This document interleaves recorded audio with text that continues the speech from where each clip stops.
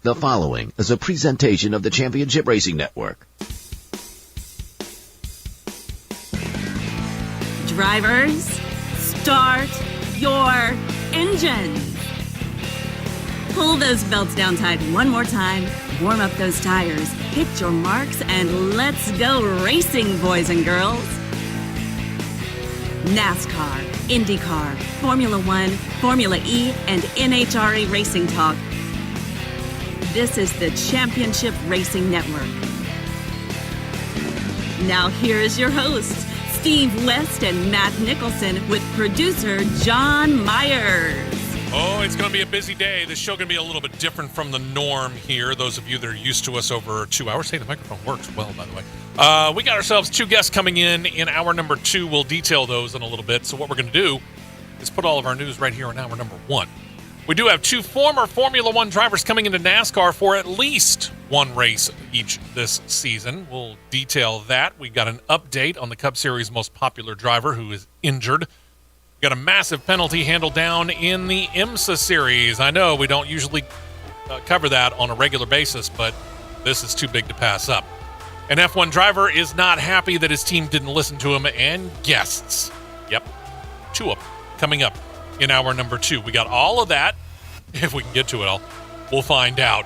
Coming up on this week's edition of the Championship Racing Network, we're going to detail who it is coming up next as we get things rolling right here on the Championship Racing Network. Stay right here for more on the Championship Racing Network. Welcome to Rockville, May 18th through the 24th.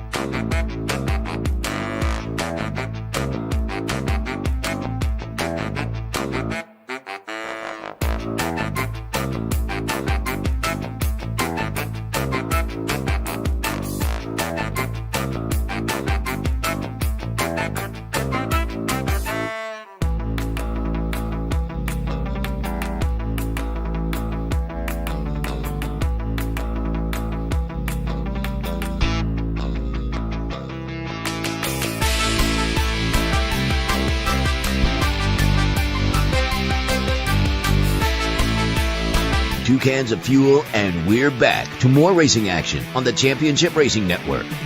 Hey, welcome into the show. Steve West, Matt Nicholson, producer John Myers along with you. And in case you missed the very beginning of the show, coming up in hour 2, we're going to have not just one, but 2 guests joining us, one in studio and one on the phone, Matt. Guest number 1, the driver of the number 32 Chevrolet in the Craftsman Truck Series, Brett Holmes, in studio. Yep. My favorite Craftsman driver. Guest number 2, via phone at 9:40, Executive Vice President and General Manager of the Atlanta Motor Speedway, Brandon Hutchison, will join us. The guy who we're going to be sucking up to a lot, basically, because he has helped us out, because that's where we're going to be, not this weekend, obviously, but next weekend when the racing comes to Hotlanta. We're going to be over there, and he's set us up pretty well. I like how he set us up. But that means we got a lot of stuff to get to in a very short period of time, with all due respect to the late, great Jerry Reed. So let's get to it. Good news about last weekend is that, unlike the prior weekend, no delays due to snow or, well, weather, really. Let's begin with the review of the Xfinity Series. Austin Hill, Chandler Smith getting into a late race duel that Hill got the better of, overcame a 3-second deficit over the final laps, was able to get around Smith as they saw the white flag flying. Hill's second win in 3 races this year. Smith said that his car got really tight as the laps began to wind down, and it relegated him actually down to 3rd. Justin Allgaier got by him on the last lap. So first place, Austin Hill. Second place, Justin Allgaier. Chandler Smith 3rd. Moonlighter Kyle Busch, a very unhappy 4th. Oh, well. Can't win them all, Kyle. Sorry. That makes me so sad. I know. Josh Berry 5th. John Hunter Nemechek. Sam Mayer. Riley Erbst. Sheldon Creed and Daniel Hemrick make up the top 10. Hill and Nemechek locked into the playoffs with their wins. Justin Allgaier leads on points. The other guys that are in the top 12 right now, Chandler Smith, Riley Erbst, Sam Mayer, Cole Custer, Josh Berry, Joe Graff Jr., Parker Kligerman, Sammy Smith, and Jeb Burton. Again, expecting some big changes here. We're only 3 races into the year. Sunday morning, Bahrain, it was kind of like a continuation of the 2022 F1 season. Red Bull, dominant once again. Ferrari has speed, but reliability problems. Well, and the list of similarities just kind of continued on, save for one team, Aston Martin. 2-time defending champion Max Verstappen, your pole sitter, led from green to checkered. His teammate Sergio Perez was in second, finished about 12 seconds back. Maybe Mercedes was right in their post-race comments. We'll get to that. Despite starting 14th, Fernando Alonso's move over to Aston Martin paid dividends immediately. He started knifing his way through the field, claimed 3rd over the Ferrari of Carlos Sainz. Sainz's teammate Charles Leclerc appeared to be in line for a podium finish, but his car lost all power on lap 41 of the 57-lap race. Lewis Hamilton claimed 5th, but thinks that it might have been an overperformance. We'll get to that again. Lance Stroll was in there. So was George Russell, Valtteri Bottas, Pierre Gasly, Alex Albon in the top 10. Rookie Oscar Piastri was the first one out due to contact, and the debut of Nico Hulkenberg with Haas F1 was not as he wanted due to early race contact. He said that whatever happened in the contact, he was able to continue on, but it made his car go through tires like a hot knife through butter. He just couldn't stay on track, but he did finish 15th. Driver standings mirror the top 10, so we're not going to run those down. Your Constructors' Cup obviously is a little different because it adds together the 2 teammates, depending on if they made the top 10 or not. So Red Bull obviously has the top spot, 43 points, 23 for Aston Martin, already in second place. Mercedes 3rd with 16, 12 for Ferrari, Alfa Romeo 4, Alpine 2, Williams 1. Yeah, Williams 1, remember, we talked about this. It's going to be an interesting thing to watch this year.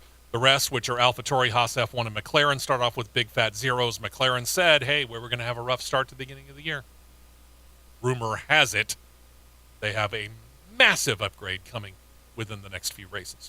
They're going to need it. Yeah. IndyCar got things rolling in St. Petersburg right after Formula One got done. As the race came close to the checkers, it was beginning to look like a battle between defending race champion Scott McLaughlin and Romain Grosjean. McLaughlin on lap 74 had gone into the pits. He was coming out. Grosjean was bearing down on him.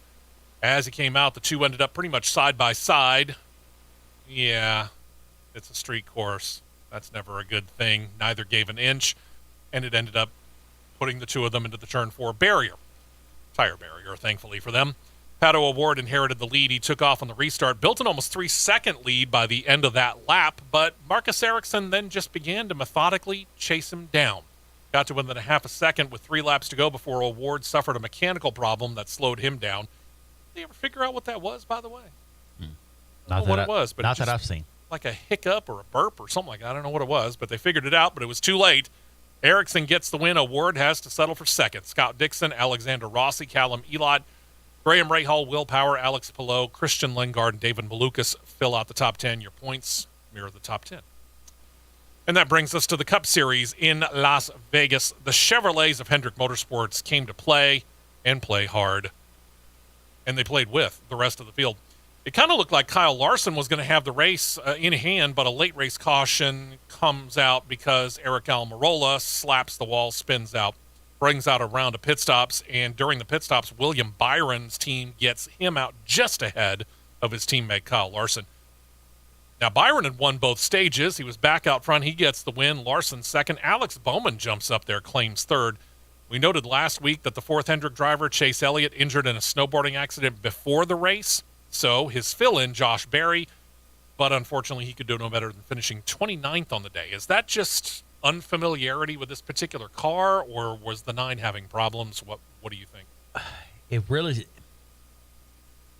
so much that they were having issues. It was just when you get thrown into the next-gen car and have zero time in it, and you have no laps in it, and have to make adjustments within 48 hours, yeah, that's a pretty large undertaking. It's going to be a big, big undertaking, actually, and it was, and unfortunately he wasn't quite up to it. But he's going to get another chance. We'll talk about that shortly. Martin Truex Jr.'s team had tried a Hail Mary when that final caution flag came out. The 19 team kept him out on the older tires, but, well, it's just too little too late. Couldn't hold off the field. He ends up finishing 7th. Bubba Wallace was 4th, trailed by Christopher Bell, Austin Cindric. There's Truex, Justin Haley, Kevin Harvick, and Daniel Suarez fell out your top 10. 3 races, 3 different winners. Sounds familiar, doesn't it? Those locked into the playoffs early in seeding order: Kyle Busch, Ricky Stenhouse Jr., and now William Byron. The rest of your top 16 at this time, and again, expect changes. Ross Chastain, Alex Bowman, Kevin Harvick, Daniel Suarez, Martin Truex Jr., Denny Hamlin, Christopher Bell, Joey Logano, Chris Buescher, Brad Keselowski, Kyle Larson, Ryan Blaney, and Bubba Wallace. Now, for the record, we don't generally cover the NHRA divisions that are lower than the Camping World Drag Racing Series, but we'll take a quick look at last weekend. The Baby Gators, as they called them in Gainesville. Tony Stewart's first 2023 race on the top alcohol division, different from Top Fuel that we know it because they run nitro. Keep that in mind. We detailed that a little bit last year. Oh, we could go through that again, and we might do that at some point in time later on down the line. But top alcohol, basically, let's just say not quite as fast as Top Fuel, or not anywhere near as fast as Top Fuel. And his beginning to 2023, not what he really wanted. He lost in the opening round to Cody Crone.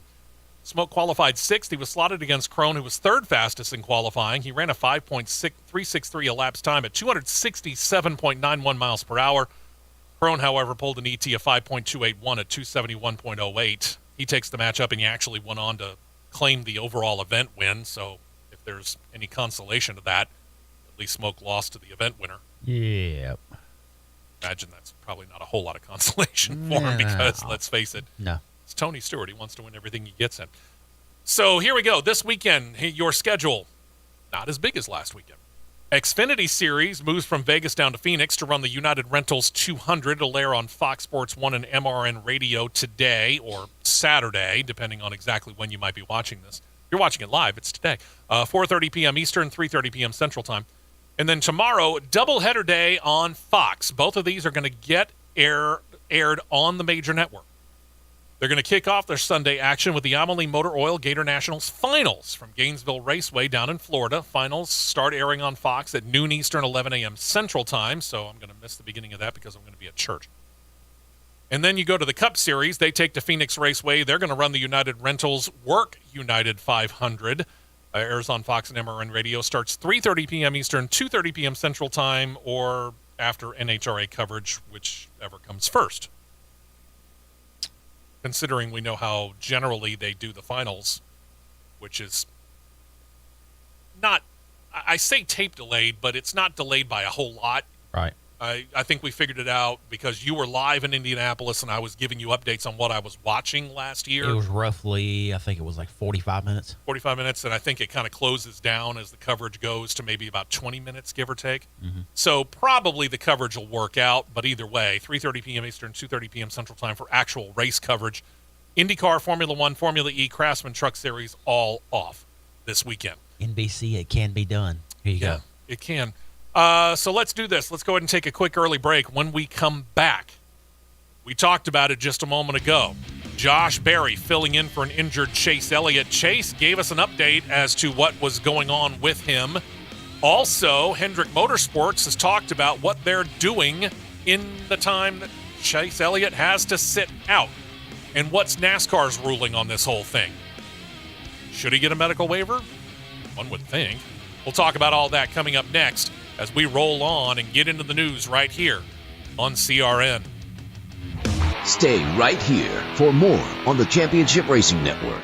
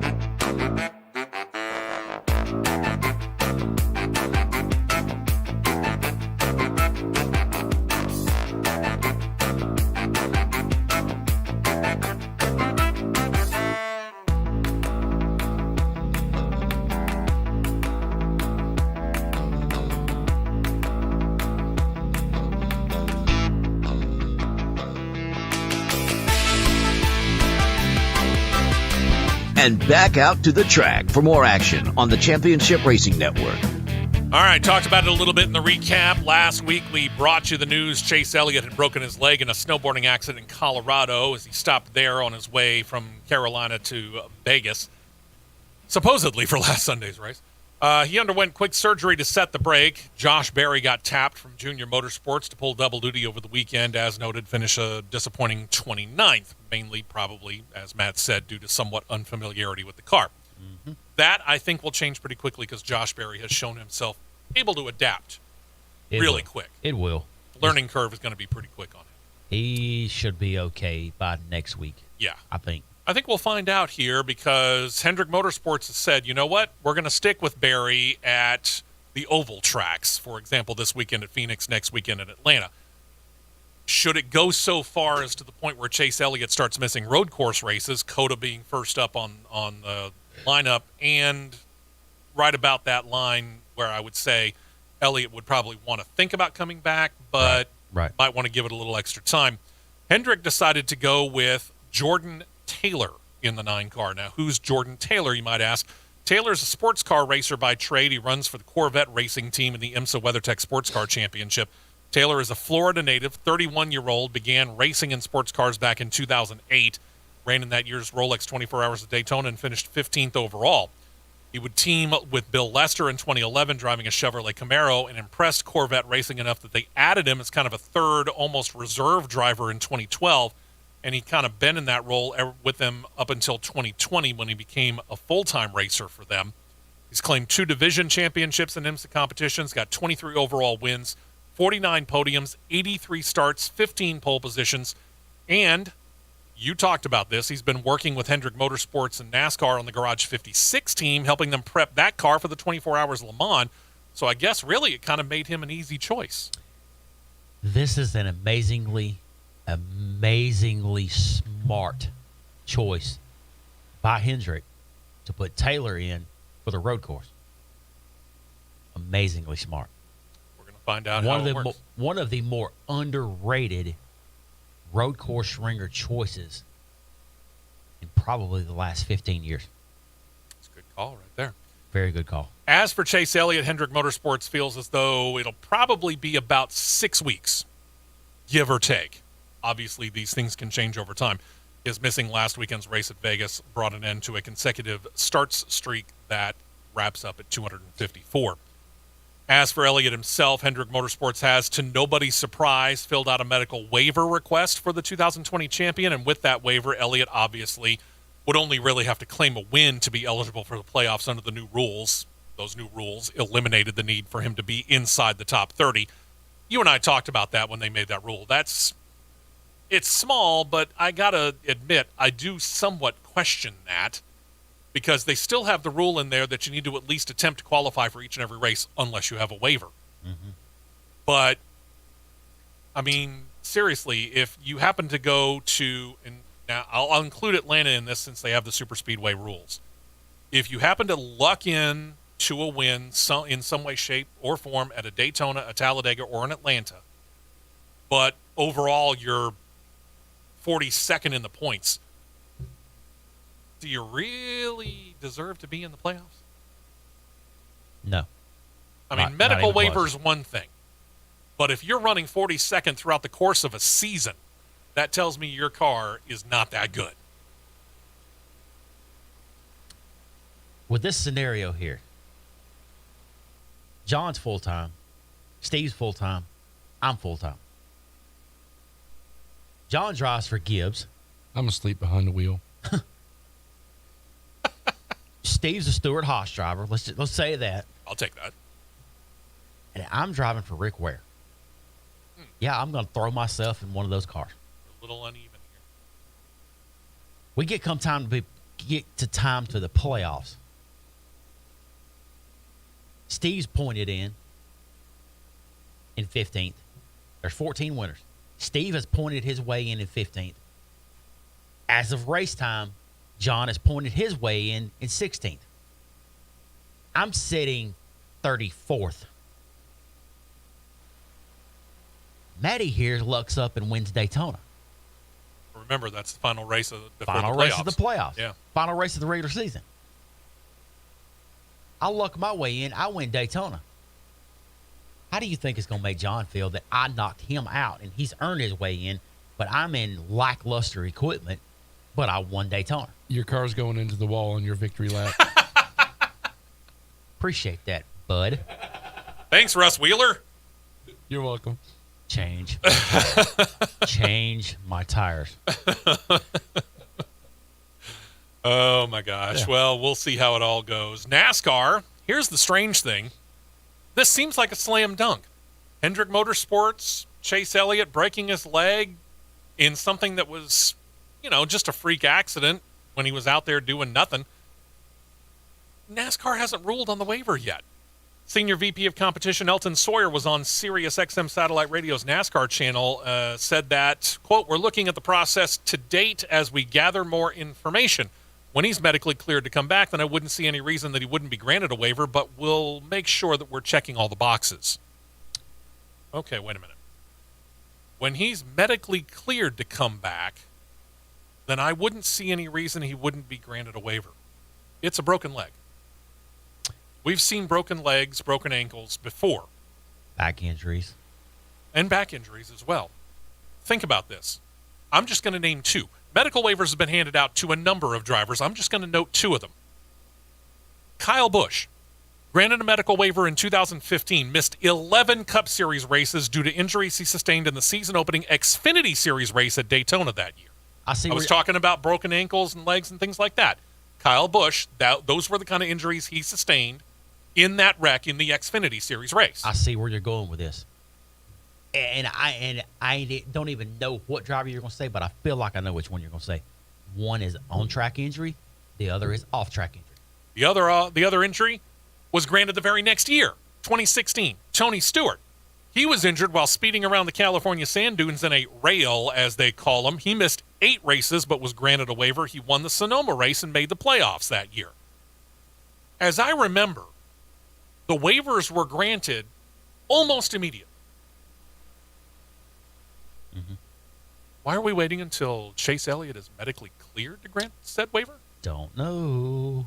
I don't know. I mean, I get it. Elton Sawyer is new to this particular role, and I don't really have a problem with him so far, although I question the fact that you're going to wait in this case. My question is, why is NASCAR putting these washed-up crew chiefs, washed-up drivers into executive roles? Well, that's a question that, I'm not in line to answer. Sorry. I just wish I knew why. Here's the thing. If Chase Elliott doesn't get medically cleared, that means that something has gone wrong with the healing process. You could still grant him the waiver. Yeah. Because it's not like he did something on track that's going to, jeopardize that. If he doesn't get medically cleared to race, he isn't in the car to begin with. Precedent. They set the precedent. That's the word. They've set the precedent already in the past. Why would you break precedent now? Yeah, I don't get it. I mean, if you want to, put conditions on it and say, yeah, we'll grant you the medical waiver based on this, this, and this. Okay. Kind of the Kurt Busch situation. Yeah. We'll let you get back in the car. We'll grant you a medical waiver based upon this, this, and this, which meant effectively as long as the doctors clear you to come back to race, boom, you're eligible for the championship if you can meet the criteria. Yeah. That's the way you do it. 6-week time frame out. Kids, you want to take a guess when week 6, if he's cleared, when he comes back, where he's going to come back? That'll be our own backyard, boys and girls. Let's take a little trip to exit 173 and hang a left and run about 3 miles down to that little joint that's on the left-hand side of the boulevard. Talladega Superspeedway. There. Which, I get it. You can get into some pretty serious stuff there, but at the same time, all you're doing, as long as you're not in a wreck, is keeping your foot matted on the accelerator, except for when you go into the pits. And his left leg is broken. I think he could do it. I have faith. Let's take a look at a picture or two here, shall we? Let's start off with the most memorable moment of the 2022 season, easily the Hail Melon move made by Ross Chastain in Martinsville. Made his top-selling die-cast collectible of the year as well because of that particular situation. And then you got the safer barrier that he used to make that slingshot move. Remember, he just going into turn 3, he just put that car on the outside wall and ran it all the way around. And that's what helped him get a top 5 and helped him move into becoming championship eligible at Phoenix. The track had Chastain on hand Tuesday. They removed a section of the middle of turns 3 and 4, and they're going to keep it for posterity's sake. You can check out the photo courtesy of NASCAR.com with Chastain standing by it. From what I understand, he also autographed it. The portion is going to be preserved. It'll be put on display eventually. As to where, kind of uncertain. It could stay at Martinsville, but that seems the least likely of three possible scenarios because Martinsville doesn't have a whole lot of area to where they could just put it out to where it's not really sitting out in the weather. More likely, it could go to the NASCAR Hall of Fame in Charlotte, North Carolina. It could also end up at the Trackhouse shop up at Concord. It could actually go for a little while to one and then to another. I'm pretty sure Winston Kelly and Tom Jensen and all the crew up at the NASCAR Hall of Fame, they've already got a spot for it. I believe they would, yeah. Pretty sure they do. Another picture for you here, and this deals with something. If you've been watching our YouTube feed and you're checking out the chat side of things, we've already started to talk about a little bit. Trackhouse Racing has their Project 91 third Cup car, came out last year. They put Kimi Räikkönen behind the wheel. We thought it was going to come out of hibernation, potentially for the Daytona 500, and then Trackhouse said, you know what, let's just concentrate on the Daytona 500 with our 1 in 99 cars. We'll bring out the Project 91 car later. Later is Circuit of the Americas.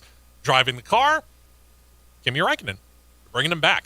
Shocker. The Finnish Iceman knows the track. It's where he got his 21st and final win in Formula One back in 2018. It's a race that happens in 2 weeks from now. Again, last year he jumped in this car. He raced at Watkins Glen Raceway last August. He got up into the top 10. I mean, he was moving up through the crowd. Unfortunately, got caught up in a late race accident that really wasn't his fault. He ended up finishing 27th. This time he's going to be sponsored by a company called iLock and Onyx Homes. You can see what the car is going to look like thanks to Trackhouse 91's Twitter page on CRN Live on YouTube that you can watch right now. Same companies that was on Ross Chastain's car last race at COTA when he won. And it's a sharp-looking car. Not a bad-looking car at all. Not a bad-looking car at all. Another sharp-looking car is the one that you're about to see with another former F1 driver coming to the Cup Series, Jenson Button. We've noted he'll be part of the Garage 56 entry for NASCAR and Hendrick Motorsports at Le Mans. Well, now he's joining up with Rick Ware Racing to drive 3 Cup Series races this year, the first of which is going to be at COTA. It's a number 15 Ford Mustang. It is Rick Ware Racing. Here's the twist. This car is not going to be prepped by Rick Ware Racing. This car is being prepped by Stewart-Haas Racing and sponsored by longtime Stewart-Haas Racing sponsor Mobil 1. He's also set to run the Chicago Street Course and the Indy Road Course. Thank you to True Speed PR for the photo that you look there. Very sharp-looking car. Why can't Mobil 1 run this scheme anytime they're on a car? This is stupidly sharp. It is an amazingly sharp car. I would drive that car anytime, any day of the week. Even though it's got a 15 and it's affiliated with Ware, I would still drive this Schwer racing car. We've talked about this, and we talked about it a lot last year. I like that, by the way, combination. We talked about this combination last year. It was mostly in the Xfinity series, but Stewart-Haas Racing would prepare a car, and correct me if I'm wrong, SS Greenlight Racing? Yes. And it performed very, very well. Yes, this is a Rick Ware Racing car, but what does the preparation by SHR do for this car?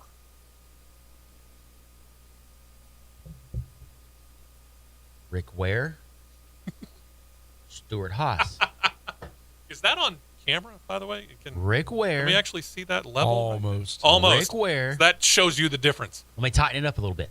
Rick Ware, Stewart-Haas. Yeah. Lengthen the distance by about 5 million. Huge difference. If there's a weak spot on this car, he's going to find it. And I use if. There's a weak spot on this car. It might be with the pit crew, depending on where the pit crew comes from. But I would imagine Stewart-Haas Racing has something to say about that as well. It will be an SHR car, SHR pit crew with an SHR car. And I told, when this came out, I told him, with him being tied in with Chevrolet, it is Garage 56, Ford snatches him for the season races. Interesting move. It is. But at the same time, none of the ones that are involved in Garage 56, be it NASCAR, Hendrick Motorsports, be it Goodyear, whoever it is that is actually involved in setting this thing up, and we've talked about the 4 different companies that have been involved in it. I'm missing one. I can't remember which one it is right offhand.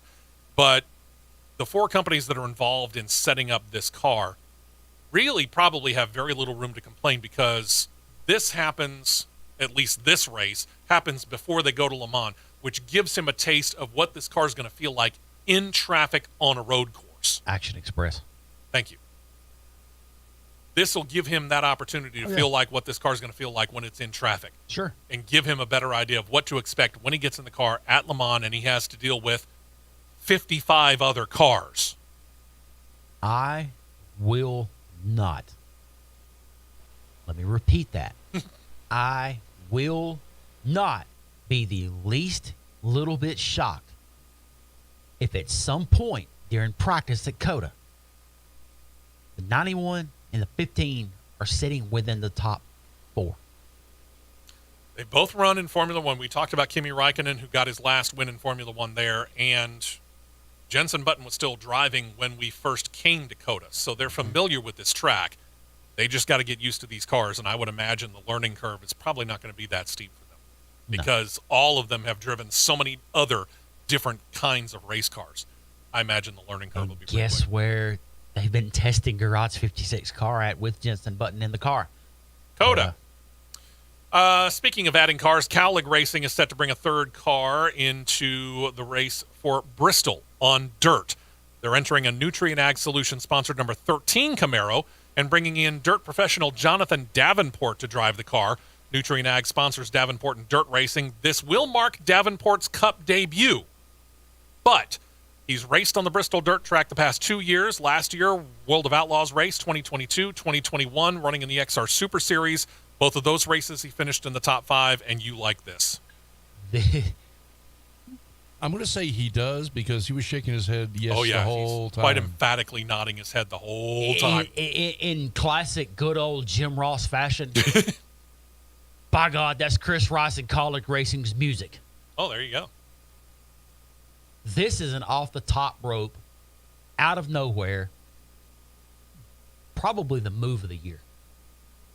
It's going to be fun to watch this. The move of the year. Going to be fun to watch. The last few Bristol dirt races, you've had dirt racer Mike Marlar come in. Mike Marlar is very good. He's driven for MBM. He's driven for Timmy Hill and trucks. Driven their stuff. Now you're going to get to see someone of the same caliber, if not just a little bit more, be in considerably stronger equipment. This is going to be very, very, very good, and that may have solidified my trip to Bristol. Oh, there you go. One more driver note here before we go to break. You got Live Fast Motorsports. They've announced they're going to put Anthony Alfredo in their number 78 Camaro in 2 races this year. The first of them going to be Richmond in April. The second one was not immediately announced. Alfredo drives for BJ McLeod Motorsports full-time in the Xfinity Series, where he has 3 top 25 finishes for a team that's kind of generally a backmarker, all due respect to McLeod. And Alfredo does have Cup experience. He ran the 2021 Cup season for Front Row Motorsports, finished 2nd in the Rookie of the Year standings that year. He's going to displace BJ McLeod effectively in those 2 races. Again, Richmond, April, the second one to be announced a little bit later on.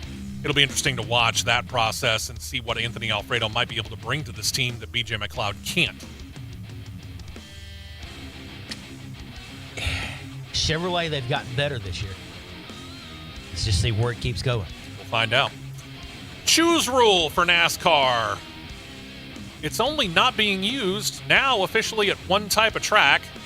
Or, wait a minute. I'm sorry. There's a ruling on that. We'll detail it next on CRN. We will be right back with more on the Championship Racing Network.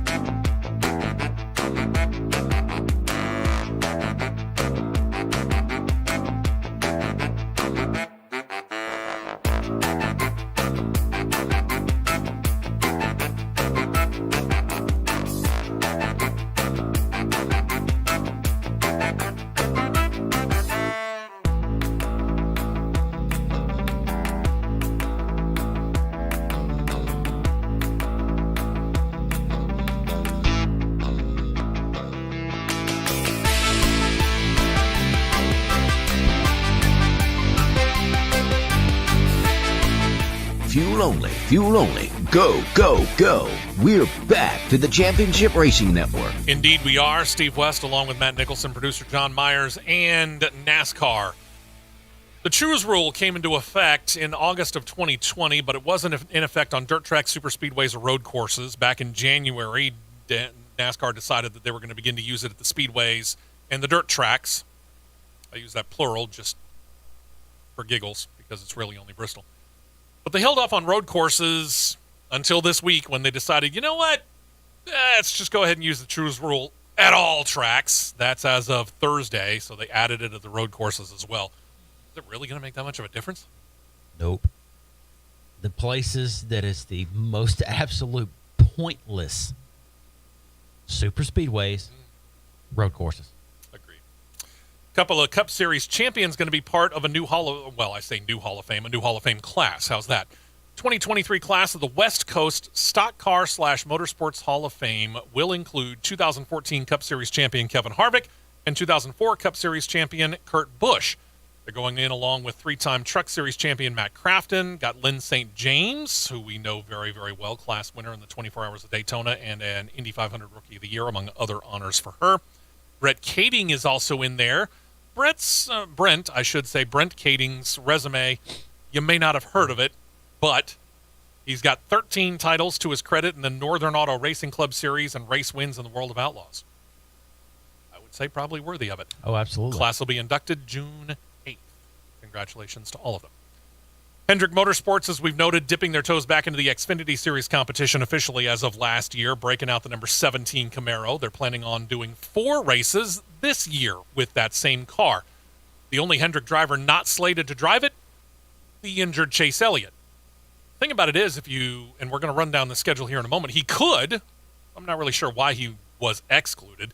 Now, the first one I get, Circuit of the Americas, just a couple of weeks down the road. William Byron's going to be there. But Sonoma in June, that's got Kyle Larson. Okay, I kind of understand that. Kyle Larson's a California kid. He's familiar with Sonoma. I understand it. Kyle's going to be back behind the wheel again at Darlington on Labor Day weekend. And I'm not trying to disparage what Kyle Larson can do at a Darlington. I'm sure he's going to be really, really good. Yeah. But Chase Elliott could just as easily drive that as long as he's medically cleared. He could. I wonder what the conversation was about that. I don't know. In between, Watkins Glen, which will happen on August 19th, that'll be Alex Bowman behind the wheel. Greg Ives, Kevin Meendering going to alter as crew chiefs on that car. Which races they're going to call the shots for, not detailed. The car is going to look like, sponsored by HendrickCars.com, it'll look like the car that Ricky Hendrick, grandson of Rick Hendrick, drove before he was unfortunately taken away from us in a plane crash much too early. Yep. Another picture for you where a regular in the Craftsman Truck Series, Carson Hocevar, set to get a chance in the Xfinity Series. The series going to Dover April the 29th, the week after Talladega, and he's going to join Spire Motorsports. They're going to enter half a dozen Xfinity Series races. Most, if not all of them, will have Carson Hocevar behind the wheel. And with it, they formed a technical alliance with no less than Junior Motorsports. The photo you can see on CRN Live on YouTube is courtesy of Spire Motorsports. Pretty sharp-looking little car there. Hocevar is one of those guys who we were kind of wondering when he was going to get that chance at the Xfinity competition. This is an opportunity for him to show himself in a car, not necessarily prepped by Junior Motorsports, but it wouldn't surprise me that they're going to have more than just a couple of words to say about it. They'll have quite a few.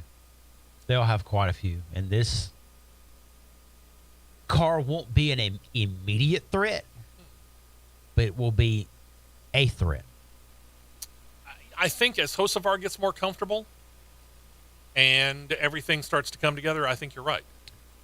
In case you're not looking at our CRN Live feed on YouTube, they're going to use the number that they first used in the Cup Series, 77. He's going to drive this car with Premier Security Solutions as the sponsor at Dover. Slated to drive, again, all 6 races. Dover, Charlotte on Memorial Day weekend. Nashville, Michigan, Darlington on Labor Day weekend, and the fall Bristol race, the one that won't have dirt splashed all over it. It's not a bad-looking car. Pretty good-looking car. No. Looks good. And speaking of debuts, one Leland Honeyman Jr. going to get his first crack at Xfinity Series competition with Alpha Prime Racing in the number 45 Camaro. You can see that on CRN Live on YouTube, courtesy of jski.com. Phoenix is Honeyman, I should say, is a Phoenix area native, so he's going to get 7 total starts in this car this year with Clean Freak Body Wipes as a sponsor. Now, Honeyman's been racing since he was the ripe old age of 2. Huh? Yeah. He's got off-road, karting, bandolero experience all the way through 2017 before moving over in the late teens and about 2020 to the Carolina Pro Late Model Series. He's been running in the Cars Tour as well. Last year, got his first starts in both ARCA Menards and ARCA Menards East competition and the Truck Series, all driving for Young's Motorsports, varying success. Notably, he did get a top 10 in Iowa at ARCA.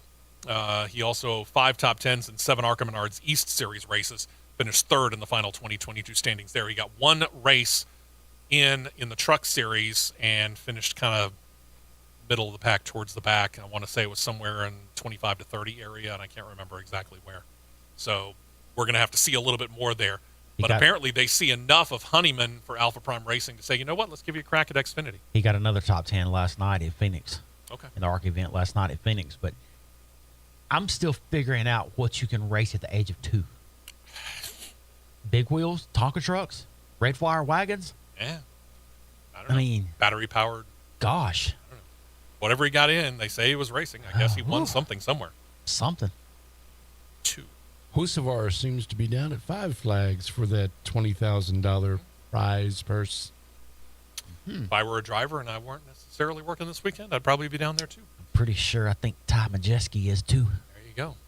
MBM Motorsports bringing back a name from the past. Brian Weber coming back. He's going to end up in the number 66 Ford Mustang for today's Xfinity Series race. Weber has not even attempted to qualify for a NASCAR National Series race, much less Xfinity, since 2012. But his time in NASCAR dates back to 1988 when he made his debut in what is now the Xfinity Series. Through the mid-2000s, he got in some 19 starts, most of them as owner-driver. In 2010, he co-owned Daisy Ramirez Motorsports, the team that brought in Carl Long to drive for him, and now things are switched because Long is returning the favor, owner of MBM Motorsports. It's the last option bed-sponsored ride, Weber's latest business venture. It's a purpose-built airbed. They're hoping to attract airline passengers who have been forced to spend nights in airports due to delayed and or canceled flights and had to try and sleep on the airport floor. They say that this has already been cleared, so you don't have to worry about, TSA looking at it and going, what the heck is this? They said they've already got clearance by TSA for people to be able to take this on with them into airplanes and airports and all that. Interesting. Good luck with it. I hope it works out well. Kyle Busch Motorsports has announced another driver for the number 51 Chevrolet truck. It's the Star Truck, quote-unquote. The Busch himself is running his allotted 5 races in. For another 3 races this year, he has gotten a hold of Hendrick Motorsports Cup Series driver William Byron and sponsorship from HendrickCars.com. We talked about the Hendrick Motorsports number 17 Xfinity Series ride, going to look a lot like what Ricky Hendrick used to drive before he was taken from us. This truck is going to mirror that scheme as well. The first race is going to come on dirt at Bristol, April the 8th. It'll reappear at Darlington on just before Memorial Day weekend, the throwback weekend, which would be appropriate for the Ricky Hendrick paint scheme. And then again, All-Star weekend, North Wilkesboro. Truck, again, as the Xfinity Series car, going to take that look. It's going to be a sharp-looking truck, no doubt about it. It is. And on Tuesday, NASCAR announced the names of the Cup and Xfinity Series races that are going to put NASCAR on a street course for the first time ever. The 12-turn, 2.2-mile-long course that we have detailed here on the show in the past, going to get the names of, for the Xfinity Series. Here's you a humdinger, people. The Loop, 121. The Loop. It denotes one of the city's nicknames, by the way, and it is the length of the race in miles. The Cup Series, also a little bit underwhelming. Over 100 laps, driving around Grant Park for 220 total miles. The name of the race is the Grant Park 220. I mean, okay. Why don't you go ahead and just call it the Grant Park Grand Prix? Sure. Yeah. I mean, that's really close to the distance of a Grand Prix anyway. So do like COTA does, the Echo Park, Texas Grand Prix. Sure, why not? Would have made more sense. Yeah, it would have. And then I threw a picture, which John is about to put up on our CRN Live on YouTube, courtesy of the Superstar Racing Experience Twitter page. And it threw John for a loop. Oh, this one. John, yeah, what did you ask out loud? What? There you go. It sums it up rather nicely. SRX Series is well known for their cryptic and, well, let's face it, sometimes quite entertaining tweets. This most recent one had Squidward, if you're familiar with the particular characters in that show, looking out his window at a SpongeBob and Patrick Star who are outside playing. The SRX logo is over Squidward. Over the pair playing outside is the iRacing logo. So that kind of made you wonder whether or not a deal has been completed to include the series fully in this immersive racing simulators or might be in the works. Well, Matt, you've got some more information on that. This week for the iRacers that may be listening or watching, we all know this is the dreaded Week 13 in the season. Week 13 is the big don't run official week because it's the most jacked up official races you can run and the longest ones you can run that can hurt your ratings the worst. Plus, they released a new late model stock based off of the late model stocks of the Cars Tour. Dale Earnhardt Jr., Kevin Harvick, Justin Marks, and Jeff Burton are now on. It's not on there yet. But I could see a SRX car coming. They have every other car that you can imagine they can race, from off-road trucks to the Mercedes W13 AMG Performance Petronas Formula One car. Well, there you go. There's your long name for it. Sure. And everything in between. I could see a SRX car coming. And it looks like Superstar Racing Experience is going to stick around for a while. So basically this is SRX going, hey, when can we play on iRacing? Hopefully soon. Because for the ones that don't know, on iRacing, you can run any car, anywhere.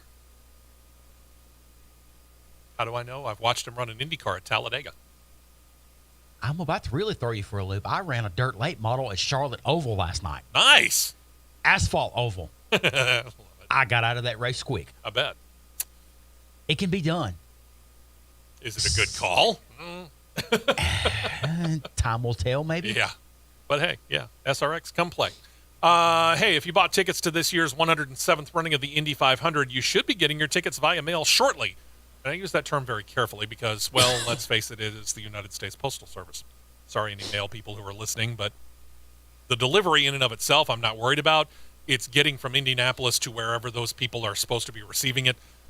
Wednesday, Arrow McLaren Racing drivers Pato O'Ward and Felix Rosenquist were at Indianapolis, lending helping hands to grab all the blue envelopes, iconic as they are, with the race day tickets to the USPS. Some notes about this mass mailing. Over 25,000 envelopes were sent out with over 150,000 tickets in them, covering everything from the race itself to parking and concerts. Yeah, there'll be concerts. It took almost 600 United States Postal Service trays to haul them all away from the track. Weighed a combined total of over 5,000 pounds. Track officials said that it took 43 employees some 43 days to fill those envelopes and label them for mailing purposes. They added that all 50 states are represented in the mailings with some 35 countries as well. And let's talk a little Formula One while we got the chance here. We talked about Lance Stroll. He finished in the top 10. He raced last weekend despite his continuing recovery from a broken wrist that he suffered in a bicycle accident during the preseason. Stroll talked about it at Bahrain, noted that his accident happened at the end of February as he underwent surgery almost immediately. He had to watch Aston Martin's reserve driver, Felipe Drugovich, fill in for him to finish out the preseason test schedule. In his update, he credited his medical team and his rehab training crew for getting him prepared for the race, the first race of the year. But he added that he was indeed in pain while he was driving, but he was just able to push through it and see beyond it, really, for the big picture of the 2023 season. We'll have to see whether or not it's too much. They've got a couple of weeks break here, so he's got a little bit more time to build the strength back up in that hand. Mercedes had big hopes of rebounding in 2023 after a season in which they went winless. They also want to get Sir Lewis Hamilton his record-breaking 8th Series championship, but they didn't really start the season off as they hoped. Hamilton sold BBC Radio's Channel 5. Last year, there were things that I told him. I said that there were issues with that car. I've driven so many cars in my life, so I know what a car needs and I know what a car doesn't need. I think it's really about accountability. It's about owning up and saying, yeah, you know what? We didn't listen to you. In this case, he's talking about himself. It's not where it needs to be, and we've got to get to work. We've got to look at all the weak points and just huddle up as a team. That's what we do. Toto Wolff, Mercedes team principal, seems to finally agree, somewhat. He said after the race, quote, "I don't think this package is going to be competitive or going to be competitive eventually. Now, we got it wrong last year. We thought we could fix it by sticking to this concept of this car. It didn't work out." Said that the team really needs to rethink this car. They are expecting at some point in time in the next few races to bring an upgrade that probably will end up changing the look. Remember last year, the whole air intake thing that created kind of a stir? I would imagine that in all likelihood, they're going to go back to the more traditional air intakes on the side pods. Yeah, could be. Probably.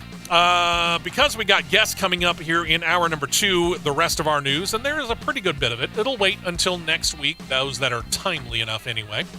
Because next up, in the second hour, we're going to be talking to executives at an executive from Atlanta Motor Speedway. But first, Camping World Truck Series driver Brett Holmes in studio. We will be right back with more on the Championship Racing Network.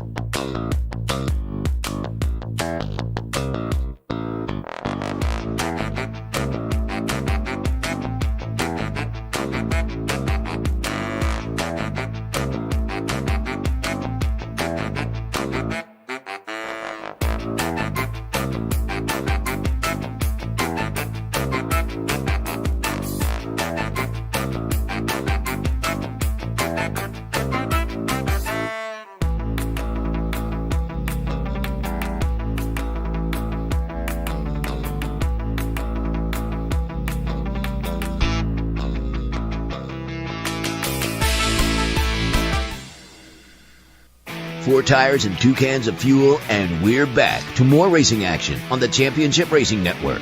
Yeah, we are back. We are minus Brett Holmes at the moment. He is on his way. Apparently, he went to the wrong place. Oops. Hey, been there, done that. I know the feeling. So, yeah, he'll be joining us here shortly. Producer John going to let him in, and we'll be joining him soon. So, in the meantime, let's go ahead and finish up the news that we didn't think we were going to be able to get to. Williams in Formula One currently using engines from the Mercedes team, but it's a contract that we've talked about. It runs out after the 2025 season. So what then? Well, they don't have a full answer yet. That question, however, was posed to their new for 2023 team boss, Jason Voles, this week. Voles said that the team is set to decide on their engine maker at some point in time before the end of this year, but he didn't have an exact deadline for a decision date. Williams has been a Mercedes customer since 2014. But as we've noted here, they've got options. Among them, Red Bull/Ford, at least when it officially becomes 2026. While Williams has not said that they're talking about or even to them Christian Horner of Red Bull, let the cat out of the bag that McLaren has called them about potentially becoming an engine customer when a new engine regulation is set in the 2026 season. McLaren is currently one of those Mercedes customers. They were contacted. They didn't confirm it, but they also didn't deny that discussions had happened. I will say this, though. Mm-hmm.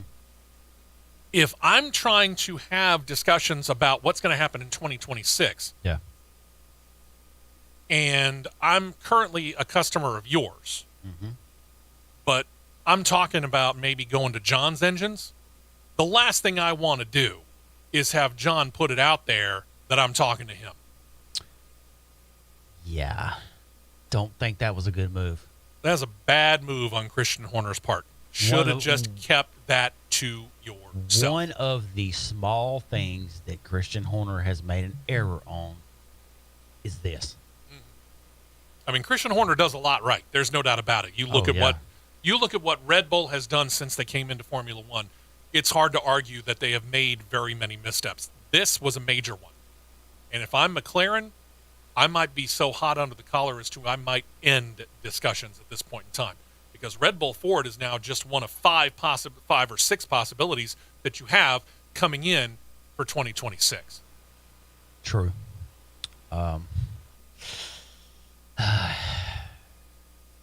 It says a lot to me if McLaren is looking to get away from Mercedes. It does say a lot. Yeah, I would agree with that. It says quite a bit because look where just this year alone already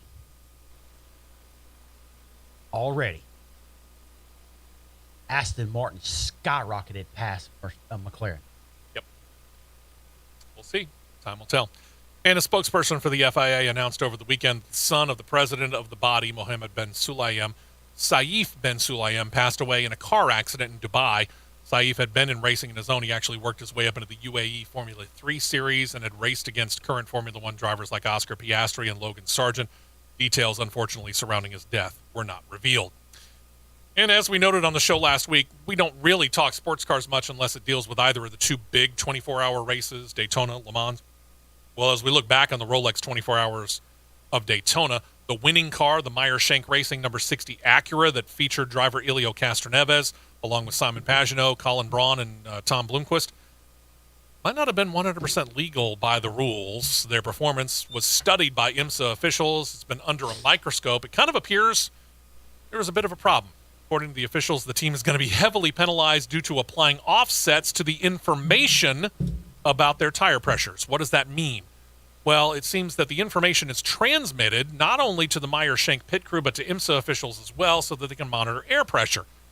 IMSA said apparently that they were running air pressures below the minimum recommended by the tire providers, Michelin, which would allow the team to build heat quicker in the tire and produce quick grip quicker than their competitors. IMSA added that it was Honda Performance Development that actually brought their findings to IMSA, which might be why, among the penalties, taking the win away not included.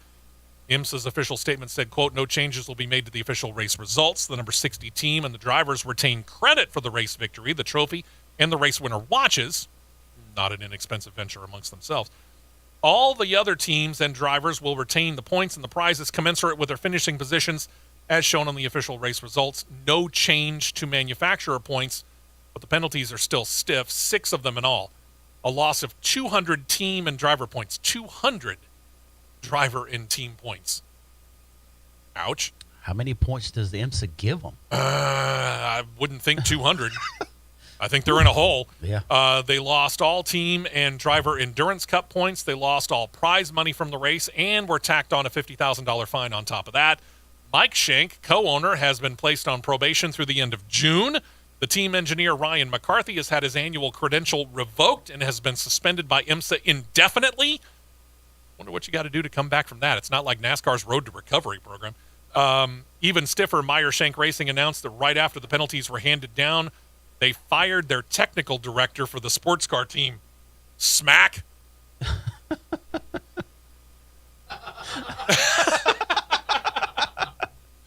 Ladies and gentlemen, Brett Holmes has come into Throwback. studio, and he's picked up a jacket that I've had probably Steve, I for. thought that was John's. I wish it was. I've probably had that jacket for 15 years. Please. Not quite 15 years.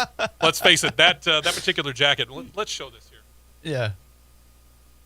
I didn't even see that sitting over there when I walked in. So I got this jacket.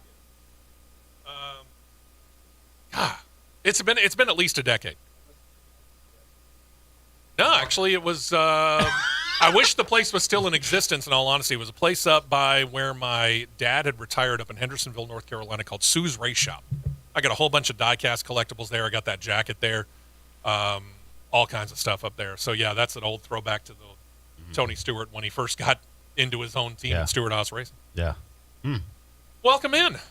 How are you? Good to be here. Yeah, I'm good. Glad to have you. Yeah, thank you. I appreciate it. Sorry, I didn't clarify we were here. No. That's my bad. That's my bad. I should have used some common sense too, but I hadn't been on in a minute, so Yeah, it's been a little while. Yeah. So Brett Holmes, you are running for Rookie of the Year this year in the Craftsman Truck Series. This is something. A championship too. Don't shortchange. Well, yourself. yeah, but I mean, let's.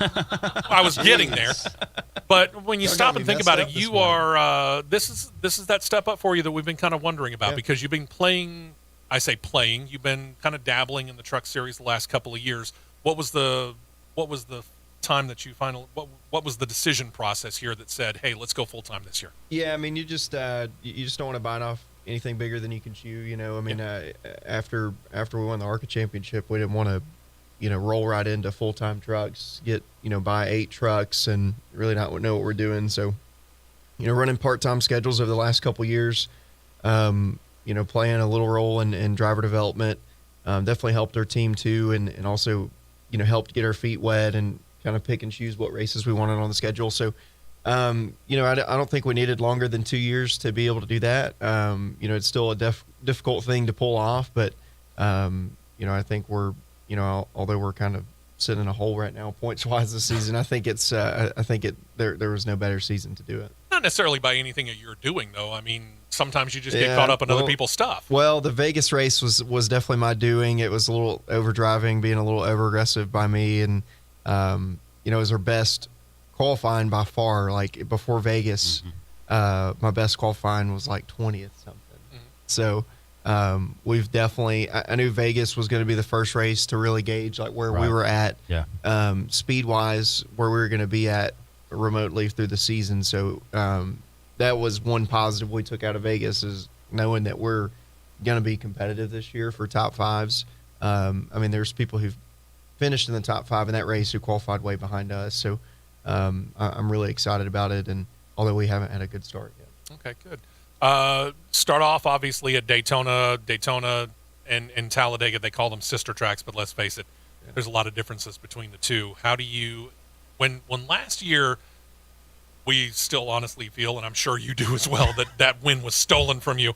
But how do you go into the season opener here knowing, number one, that you're now full-time in that series, and number two, that, you're familiar with how things go at a Talladega, but how do you attack a Daytona? It's so hard, I've always gone back and forth on, well, do we ride for the, first half of the race and then start trying to get after it for a good finish, or, do you just stay aggressive the whole race? You run, compete for stage points and get as many spots as you can. And that's how I've always gone about those races. And I knew, really over the last, 4 or 5 years, we really haven't gotten in much trouble at super speedway races outside of, my first truck race at Talladega. We got in a wreck on the last lap, but it's bound to happen. But, like through the race and through the beginning and through all the big wrecks at each of those super speedway races, we've never really, been close to getting in those wrecks, but not really been involved. So I knew it was going to happen eventually. It's just impossible not to get caught up in it. And I mean, my spotter was telling me, hey, let's just lay back here a little bit. Chase Elliott was right behind us. He was doing the same thing. He was lagging back like 10 truck lengths. And he's like, let's just do this. And, in my head, I'm like, well, if I do that and this outside line breaks up, I miss that opportunity to gain those positions. Yeah. But then you run the risk of getting in a wreck if they cause a pile up, and that's what happened. So, is, like I said, it's been a frustrating start, and that race was, no fault of our own, but Vegas was, and so I think we're really looking to Atlanta and Coda to have good finishes to pull us out of a slump and bring our morale back up. Good deal. This year, having the swap with Jerry, you picking up Jerry Baxter when Shane left you last year, how much of a difference has Jerry made so far for the entire program versus what you previously had? Gosh, he's a huge, just a big difference, and a lot of it's just difference in crew chief style and stuff, but he's brought so much experience to the table.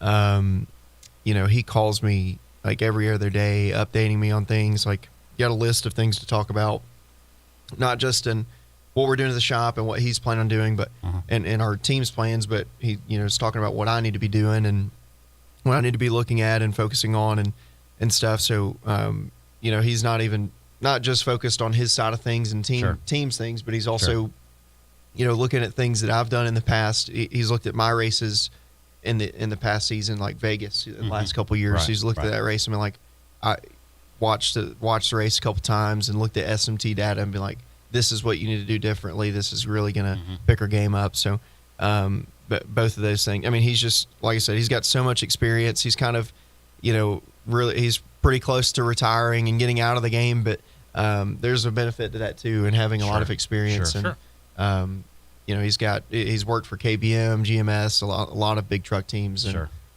that definitely is a huge benefit to us. Well, it also tells me that he's run and worked with several different kind of drivers and all their different styles, because let's face it, no two drivers really drive the same way or have their trucks, or in this case, trucks set up the same way.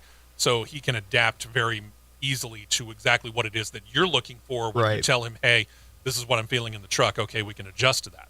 Right, yeah, no doubt. He's had a little bit of everybody's crew chief Bubba Wallace, Daniel Suarez, Kyle Busch, Brett Moffitt. There's just so many big names that he's crew chief for and won with. So he's, we're always going to be in the ballpark, I feel like. And like I said, Vegas qualifying was a testament of that. We did not qualify Kyle Busch, but we did out qualify one or two other Cup drivers and some other good guys, and that was huge.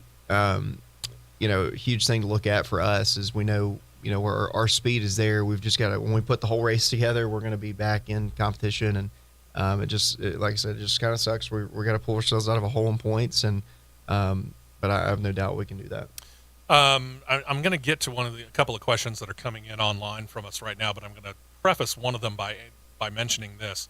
And this is probably more of a Daytona, Talladega, somewhat Atlanta thing, because you're dealing with some super speedway races here as well. And I've asked you this situation before. When it comes to racing at a super speedway where drafting is so important, you're a single truck operation. How do you work with other teams?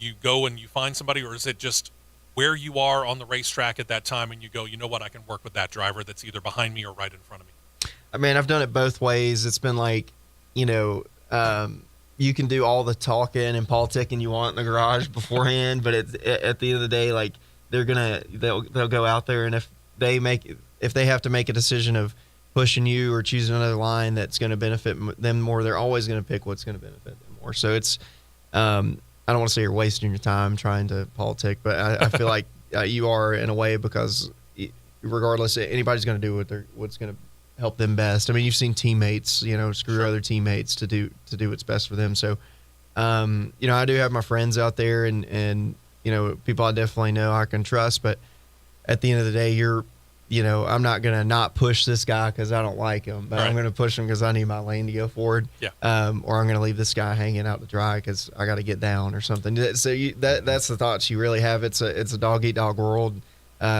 In the super speed races, it's not as, I think you got into more getting people to help you back in the tandem drafting days, not so much these days. So these days it's, there is a little bit of that, like when you see somebody hang out, out to dry, or when they get clear, they leave them or whatever. That's really when you'll see that difference or who your friends are. But, so we don't have as much of that, but like I said, I don't, in my experience, it hasn't made too much of a difference for me, at least. I understand. Jeffrey asked the question, what's the biggest challenge for you from going part-time to full-time in truck racing? Oh, gosh. It's a huge challenge. Because now I think it's just a mental thing. Like you're in the back of your head going into each race thinking I'm points racing. You know what I mean? And like you're not just going out there focusing on what's best for you. I say that, and I've had better starts this season than I have this season. But again, I think it's. I definitely think it's something that makes you hesitate a little bit initially, like when you're just not used to it, like me, and it's something you haven't really done in the last couple of years. It's something you always think about before you make a decision, like where you draw the line to risk is a little bit different than where you if you were part time. And other than the two most obvious ones, winning the Camping World or the Craftsman Truck Series title and the Sunoco Rookie of the Year at the same time, what are some of the other goals that you might have for this year? Well, we got to get over the hurdle of, I know we had a top 5 at Dega last year, but I want to finish, start consistently finishing top 5, top 10 at the performance tracks, like, intermediate, short tracks, road courses. I want to get over that hurdle first, but I like I said, I think, Atlanta is going to be a great race for us too. I think, I don't know if we'll qualify as well as we did at Vegas, but, I have no doubt we'll have a good run there just because of it being a speedway race and racing like a super speedway now. It's going to be completely different. I haven't been there since they did the repave before last year's race, but it's going to be a pretty wild race. So, like I said, I think that's our first hurdles first before we can go into, winning a race or winning a championship's the first thing. So you got to take your baby steps, know where you're at. I gotcha. We got to take a break here, so let's go ahead and get that rolling here. When we come back, your questions are still up for grabs on CRN Live on YouTube. So by all means, if you've got a question for Brett Holmes or, quite frankly, for any of us here on the show, throw them at us. We'll be more than happy to deal with them. We got Brett for at least one more segment. And, of course, later on this hour, we'll be talking to one of the executives at Atlanta Motor Speedway about their race coming up next weekend. All of that and more coming up right here on the Championship Racing Network.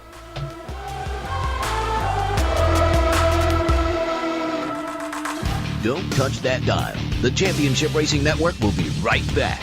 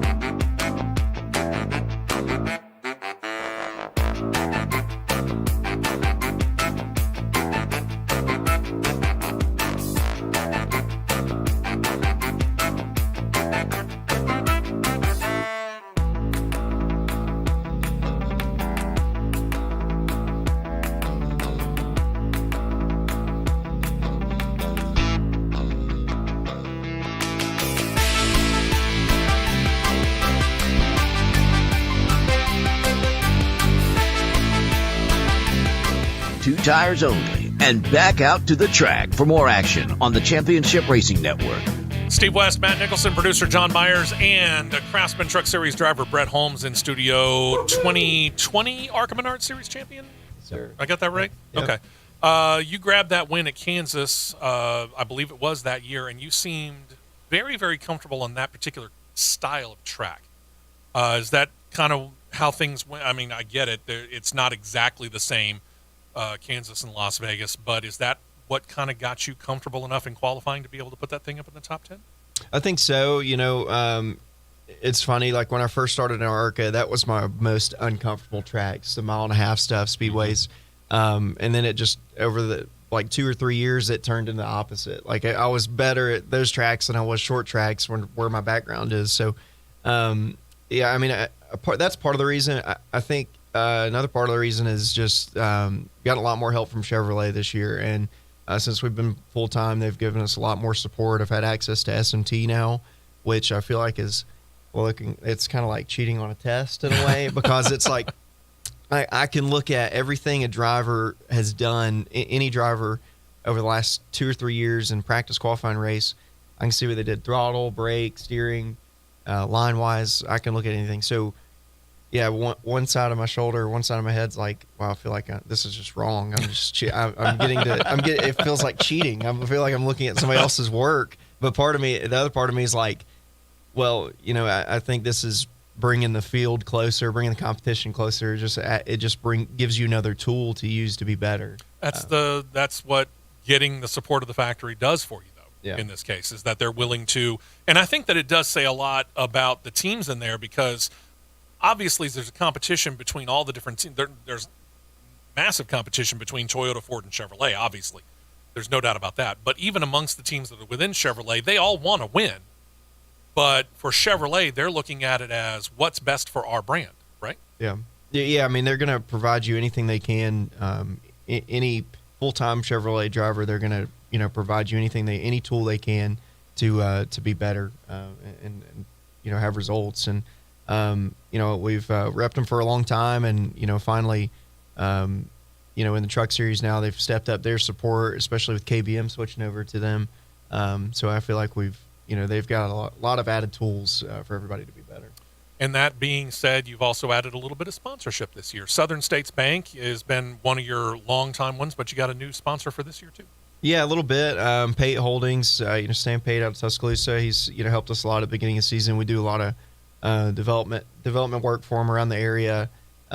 We've been helping him a lot with. So, he's kind of grown an interest in racing. Came down to Daytona, had a great time. I wish we could have ran more than 30 or 40 laps, but he's grown to enjoy it. So really appreciate his support there. I think people from the state of Alabama helping others and companies that have started here too is really cool. So the bank too, they've been with me for a long time. And Golden Eagle syrup still with you? Yeah, they're really close family friends. I was just with them a few weeks ago in the caverns in Tennessee. It's a venue that's in a cave. Actually. Okay. Yeah, it's like they do concerts and stuff like that in there. Oh yeah, I've heard of that. Yeah. Yeah, it's really cool. It's a really cool atmosphere. But spent the weekend with them there in Tennessee, and but yeah, they've always supported me, not just through racing, but they're like close family to me. Matt? All right. Not to bring up any bad memories. That's never a good start. No, it's not. So not bad, to bring though. up any bad It's memories, honest- but by the it's way, an this honest memory question, though. sucks. No. Well, yeah, it does. After the race last year at Talladega, if any, how many people in this series reached out to you when they thought that you won the race? Oh gosh, a bunch. I mean, and it's not a bad memory, man. It's all about perspective, Yeah, true, I mean, true. I would have taken that same thing happening at Daytona versus a wreck. So I mean, the same thing could have happened at Talladega last year too. Right. So, and there were things I could have done at the end. I think that would have changed the result, like not just coming to the checkered, but coming off a 2 at checkered, not having as much gap, stuff like that. But back to your question, a bunch. Like I was just walking down pit road, like at the end of the race, going towards the media center, and like Ty Gibbs came up to me, which I talked to Ty a bit when we raced against each other in ARCA, and like Ty Gibbs came up to me, Noah Gregson, gosh, who else? Matt DiMenedetto. He texted me a week after the race or so. I had to be a little smart alecky back to him, but you know, I had to put him in his place a little bit. Like, dog, you didn't really win the race, but he's I didn't say that, but I said something else, but it worked cool, but yeah, it was weird. Like, I didn't realize, like, you know, I don't know. I thought, you know, no other drivers would really, you know, that don't know me or not friends with, I wouldn't really care that much. And they did. It was, I guess, you know, obviously it was a cool finish, but, you know, I walked up to Grant after the race, and, right after the race was over you know, we were sitting on pit road, and, Dale Jr. walked up to Grant. He was talking about Grant. So I like froze. I don't even know what to say. But he didn't say nothing about he didn't say nothing about, like, to me about the race, but I just, it was just a missed opportunity there to say something. But, you know, it's like, you know, just when you see somebody on TV for so long, and they're finally in front of you, you don't even know what your icebreaker is with them. You don't know what to say. But Talladega, though, obviously coming up a little bit later on this year, you're looking forward to that, I'm sure. What are some of the other races that you're looking forward to coming up here on the schedule? Yeah, no, we're actually running the ARCA race at Talladega 2 in April, so we'll be running both weekends here back home. So looking forward to that race. If I can win that race, I'm done with ARCA. Okay. I will never race ARCA again if I can win that race. Go out on top. But that's you know, I should have won that race in ARCA the last two or 3 years. I've been so close there too. So that I'm looking forward to Atlanta this next weekend, Kansas, Texas is in a few weeks. Man, we've got, like, you know, we're starting in a stretch of like 4 or 5 in a row here. You know, I think as Atlanta starts or COTA starts, it's about to be a grueling little summer schedule. Sure. You know, they pack like 5 in a row, and then week off, and then 5 more in a row. They pack all of our schedule into this in this, you know, beginning of really spring. So, but no, it's a good schedule. There's a lot of races I haven't done, like Bristol Dirt is going to be a cool one. COTA. You know, I already feel like I don't know what I'm doing at road courses sometime, but I was about to ask you about that. Yeah, as a matter of fact, yeah. When it comes to road courses, how many road courses do you have under your belt? Gosh, like 3, maybe. Okay. 2. So you're 3 if I'm lucky. I think just 2. a matter of trying to get comfortable there, or what's kind of the hurdles that you have to deal with? Yeah, I mean, and I just feel like there's, you know, some fundamental things that I'm just not aware about when it comes to road course racing, and it's just so technical, man. Especially when you go to a place like COTA where the freaking F1 race is, you know, like, right. So you're like, okay, I already know this is like a super technical track. Like, the first turn is like not even a hairpin. It's worse than a hairpin. It's you go backwards basically. Yeah, it's like a 270, I think. Yeah, you go like a 270. You go uphill. It's not like you have a looping curve at a Martinsville. I mean, you're go. Yeah, you go uphill, take about a 180, and then you're going back downhill. There's just, you know, they're super fun though. I complain about road course racing because I'm not that good at it, but they are so fun. You know, you're constantly you're like swatting flies in the car. I mean, you're just you're turn left, right, flipping gauges, you know, upshifting, downshifting, screaming sometimes. There's just so many things going on.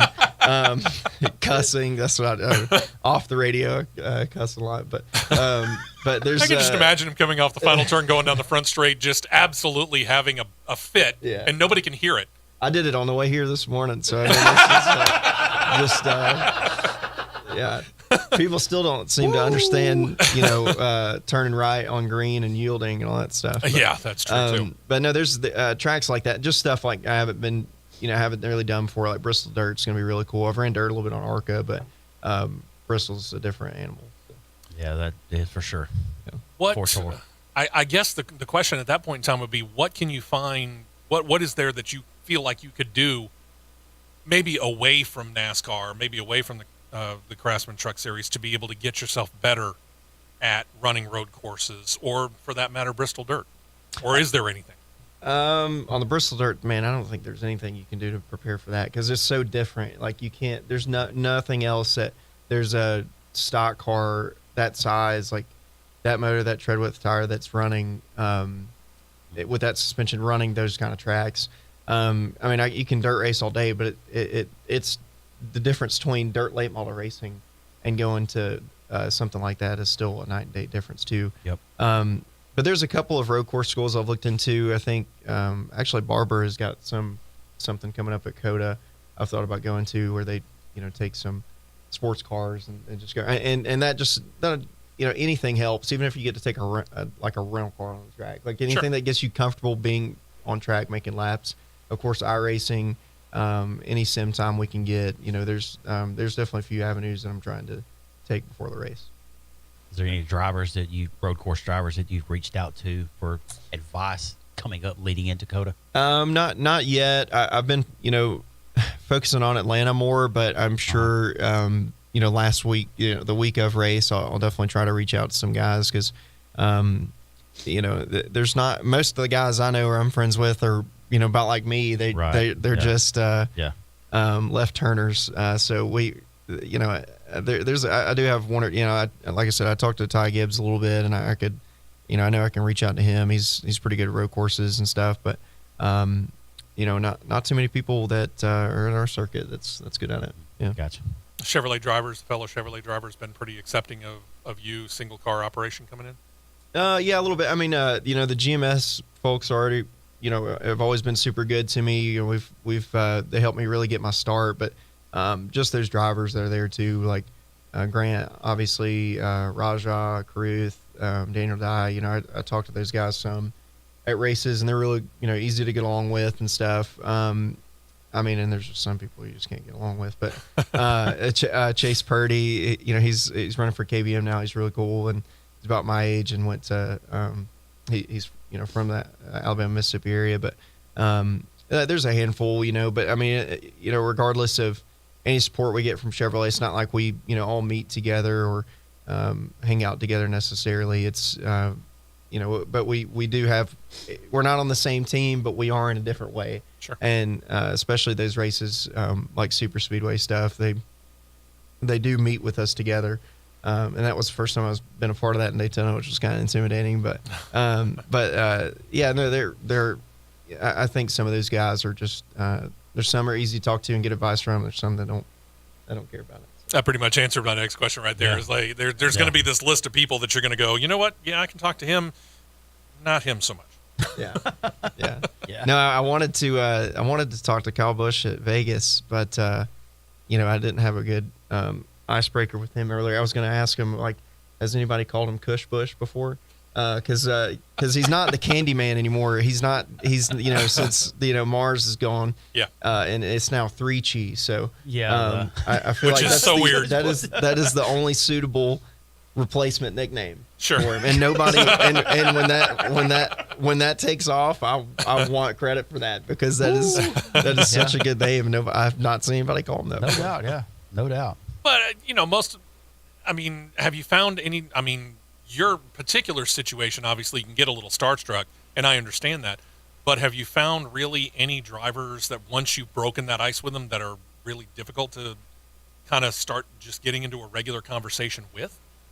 No, not necessarily. I mean, I don't know, but I just don't do that a lot either. I always have kind of kept to myself, and I'm not in that, clique of drivers, or North Carolina clique, I'll call it, because they're living up there and doing it all the time. And I'm majority, 90% of the time I'm here working. So I just, I'm not up there a lot and not, outside of being at the track with them. I don't, really hang out with them that much or talk to them that much. And I've always kind of done my own thing a little bit. And outside of the handful I've talked to every now and then or ask advice from when I really don't know what I'm doing. But, I've always, like I said, kept to myself, and I took a little pride in that too, because everything I've done has been from our own learning experience, and but I know I was talking about SMT earlier and looking like I was cheating on a test, but which is helpful. But I like I said, I think a lot of these guys have little bit better advantage on that, just being with a bigger team and more access to data and more access to people who are willing to help you, just driving wise and through manufacturers. But so I feel like I've, have, like I said, kind of gone off and done our own thing there, and it's worked out. Maybe taking a little bit longer, but it's worked out. That's okay. You're doing it the right way. I honestly believe that. No doubt. Congratulations to you. Welcome into the Craftsman Truck Series. Again, running for Rookie of the Year, running for that title, running to get a win. Atlanta next weekend coming up, so looking forward to it. Thank you for coming in, Brett. We appreciate it, and we'll have you back on here real soon. Yeah, thank you guys. I appreciate you having me on. Yeah. All right. When we come back, we're going to be talking to and about next weekend's racing at Atlanta Motor Speedway right here on CRN. Stay right here for more on the Championship Racing Network.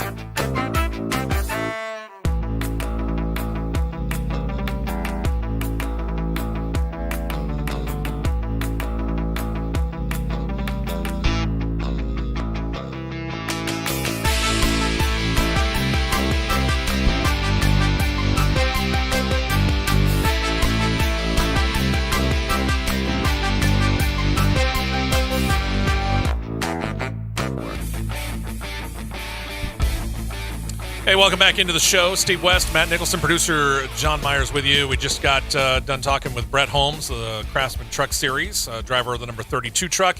Now we got ourselves a new guest. Next guest that we have now is Executive Vice President and General Manager of Atlanta Motor Speedway, Brandon Hutchison. Brandon, welcome into CRN, man. How are you? Brandon, you there?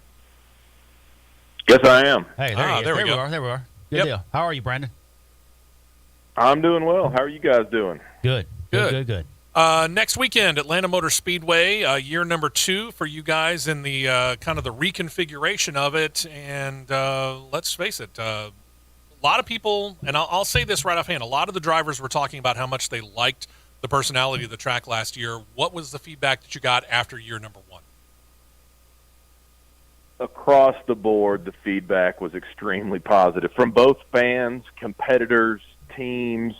46 lead changes amongst 20 different drivers last March is extremely rare. I don't know that we're going to be able to top it, but they say things get better with age. So we're a year old now. Maybe it'll get a little bit better. But, yeah, taking the track from 24 degrees to 28 degrees changed the dynamics of racing at Atlanta Motor Speedway and proved to be something that is going to provide excitement and entertainment for a long time to come. When we get there next week, you're going to have correct me if I'm wrong, is it all three series running next weekend? All three, correct. Jeff. All three series running next weekend. What are you doing right now to prepare for it as they are racing this weekend at Phoenix? Your concentration's not there. Your concentration is, hey, they're coming to us next weekend. What are you doing right now? You're a smart man and exactly right. We've been preparing since the checkered flag fell. I hear the chuckle back there. I'm sorry. Yeah, our producer's like, not our first rodeo.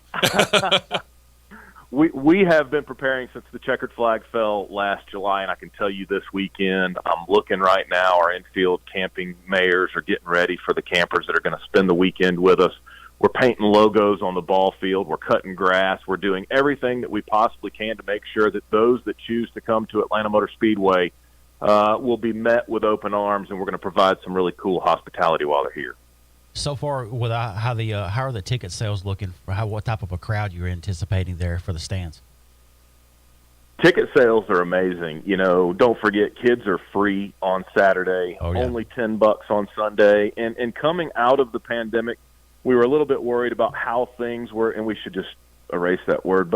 But we were wondering how things were going to bounce back, and things bounced back in a big way last year, and that momentum has continued not just at Atlanta Motor Speedway, but across the board as we celebrate the 75th anniversary of NASCAR. It's really cool to see, and I'll tell you, if you want to be at Atlanta Motor Speedway next weekend, you better go ahead and get your tickets. That being said, let's go ahead and talk about that real quick, and we'll revisit that. How will they get tickets, and if they, if they're looking to go for the whole weekend and they just want to, let's just say that they're going to go sit in the grandstands, or if they want to go camping, what's the price difference? What can they look at there? We've got camping packages starting at $75, and we do hope that people will choose to come stay the whole weekend with us. We've got 858 miles of racing, but I can promise you when cars aren't on track, we've got entertainment scheduled throughout the entire weekend. Ticket packages online at atlantamotorspeedway.com start at $69 for the weekend. If you want to come in March and July, 5 races, all the entertainment, starting at $118 to be part of our Insiders Club. We try to make sure we have a price point for everybody. It's the blue collar that built this sport, and I want to make sure that everybody that chooses to come, wants to come, can come to Atlanta Motor Speedway. And I think that that's probably one of the biggest deals, because when you stop and think about it, all the stick and ball sports, everyone's massive complaint has been about the ticket prices. They're just getting to the point where I can't afford to take myself and my family out to go see a ball game. I can't afford, or if I could afford to take them there, I can't afford to get them a hot dog or whatever it is. This is the difference, and we're seeing this across the board with the NASCAR, and you were just talking about it. I mean, ticket prices at $69 for a package, that's almost unheard of nowadays when it comes to professional sports. We are cheaper than a matinee movie, and you don't even have to have your wife go into the closet and get that movie purse. You know the movie purse. True. That's exactly what I was going to say. We will let you bring your cooler, which means you can fill it up with whatever goods you might want, and come into Atlanta Motor Speedway and enjoy the race. I'll tell you, we, again, want to make sure that if you choose to come here, you can, and you can do it affordably. People work real hard for their money. There's a lot of people, I think, right now that are creating a more expensive America. We have kept our prices flat. We haven't raised our prices, and we just hope that people will come out and enjoy the weekend. And listen, I just saw we've got a really cool flyby scheduled for the doubleheader on Saturday. We've got both the Craftsman Truck Series and the Xfinity Series racing on Saturday, and I just saw 12 jets in formation come over the speedway, so 12. May have tipped off a little bit for Saturday, but Saturday's not even the Cup race, guys. We've got partying on the infield after the doubleheader. We've got a massive fireworks show. We've got opportunities for fans to drive their car on track during a race weekend. How cool is that? Very cool. Very cool. And I do want to talk about this because you had mentioned the fact that they were able to bring their own cooler in, and a lot of people have kind of, over the course of time, understood that there have been some restrictions involved here. So let's go ahead and detail some of those restrictions. It's, you can bring a whole lot of stuff in that's of your own, but there are some small restrictions to that, correct? Yeah, we're in the entertainment business. We're in the business of saying, yes, come on, bring it. So there's not a lot of stuff we ask you to leave at home, but yeah, leave the glass at home, leave the weapons at home, of course. Of course. Leave the hard-sided cooler at home. Bring a 14 by 14 by 14 soft-sided cooler or smaller. And bring in whatever you want. We're not gonna stand there and tell you to empty your cooler and just let you bring the cooler in. Bring the sandwiches, bring the favorite beverage of choice. Make sure you've got your sunscreen because it's going to be a bright, sunny day next weekend. And listen, if it's not, just another thing that we try to offer fans is a weather guarantee. So if for some reason weather affects the weekend and we both postpone to another day, and let's say you got to go back to work, for God's sakes, we will honor your ticket at our next race or another Speedway Motorsports race. So, we realize that fans have a lot going on, lives are busy, and we want to make sure that at every turn we do our best to take care of you. Speaking of that weather guarantee, not only for Atlanta but for SMI in general, that worked exceptionally well for me in 2021 at Bristol. Very, very specific point. It worked out great for me at Bristol. But I want to fast forward for just a minute to the upcoming July event. What type of feedback have you gotten overall from moving that race from a daytime event to a nighttime event? Because we all know how blazing hot it can be in July in the South. I would be able to be completely honest with you with the feedback we got if we were on satellite radio, but I'll have to tame my response and just tell you that it was positive. It was extremely positive. They don't call it Hot Atlanta for nothing. Amen. You guys aren't too Amen. far down the road from us. So yeah, again, guys, we're in the entertainment business. If we're not listening to our fans, then we're losing our fans, right? True. So Very true. They spoke loud and clear, wanted the night race. We worked with NASCAR, the broadcast partners, made it happen. July is going to be a night race, and we're excited about it. Yeah, and that's, it does make the most sense to do it that way. I mean, obviously we do some work out here for the local track at Talladega Superspeedway, and I grew up remembering when Talladega would run in June and July, and I just can't imagine that because they don't have what you have, which is lights around the track. I can't imagine how hot that was because I never went to one of those summer races at that point in time. And so, yeah, I would imagine that was one of the first things that we kind of thought of when we found out you were getting back that second race. We were thrilled for Atlanta to be getting back 2 races in the year. But when they said June and we were like, daytime race? Ouch. We thought the same thing. And what made it so perfect for us was, it was a hot weekend. And it really gave us the opportunity. I mean, we want our fans to be comfortable, but it did give us the opportunity to say, look, everybody that's involved in the decision-making process, it's hot. We can do better. NASCAR listened. The broadcast partners listened. And, NBC was very supportive of getting this done. So yeah, we really do try to make change that positively impacts everybody, and I think this will certainly do that. So if you can't make it to the Ambetter Health 400 race weekend, St. Patrick's Day weekend, next weekend, we hope that you'll come and see us in July. Absolutely. You mentioned concerts there. Let's go ahead and talk about the plans for the concerts next weekend. Yeah, absolutely. We get started, as I said, before the weekend even gets here with a chance to drive your car on the track. Cool opportunity.